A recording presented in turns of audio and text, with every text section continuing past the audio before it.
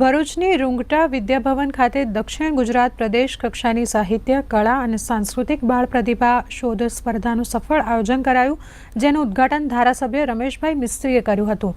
આ સ્પર્ધામાં દક્ષિણ ગુજરાતના કુલ 9 જિલ્લા પૈકી ભરૂચ, સુરત, સુરત ગ્રામ્ય, તાપી, વલસાડ, નર્મદા, નવસારી, ડાંગ અને છોટાઉદેપુરમાંથી અંદાજિત 600 સ્પર્ધકોએ ઉત્સાહભેર ભાગ લીધો હતો। સ્પર્ધાનો મુખ્ય હેતુ બાળકોમાં રહેલી આંતરિક પ્રતિભાને ઓળખવી અને તેને યોગ્ય મંચ પ્રદાન કરવું અને તેમાં સર્જનાત્મકતા અને સાંસ્કૃતિક મૂલ્યોને પ્રોત્સાહન આપવાનો હતો। સ્પર્ધક ભાઈઓ બહેનો વિદ્યાર્થીઓ આ સ્પર્ધામાં ભાગ લઈ રહ્યા છે। આમાંથી જે ઉત્તીર્ણ થશે વિદ્યાર્થીઓ એ રાજ્ય સ્તરની સ્પર્ધામાં પણ ભાગ લેશે। ખૂબ સુંદર આયોજન ભરૂચની રૂંગટા સ્કૂલ ખાતે કરવામાં આવ્યું છે। ભરૂચ જિલ્લા રમતગમત વિભાગના અધિકારીઓને પણ અભિનંદન। આ સ્પર્ધા વિવિધ 3 વિભાગમાં યોજવામાં આવે છે।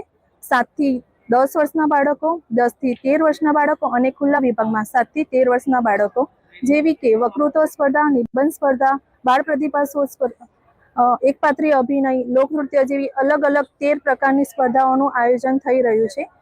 આની અંદર સેન્સર યુઝ થાય છે, જે સાઇન લેંગ્વેજ છે, સંકેત ભાષાને નોર્મલ લેંગ્વેજ જે આપણે બોલીએ છીએ એમાં કન્વર્ટ કરે છે ને એ લોકોનો સમાજમાં દરજ્જો ઉપર થાય છે, કેમ કે એ લોકો જે વાર્તાલાપ નહીં કરી શકતા છે, બટ આને કારણે એક સંભવ થઈ શકશે।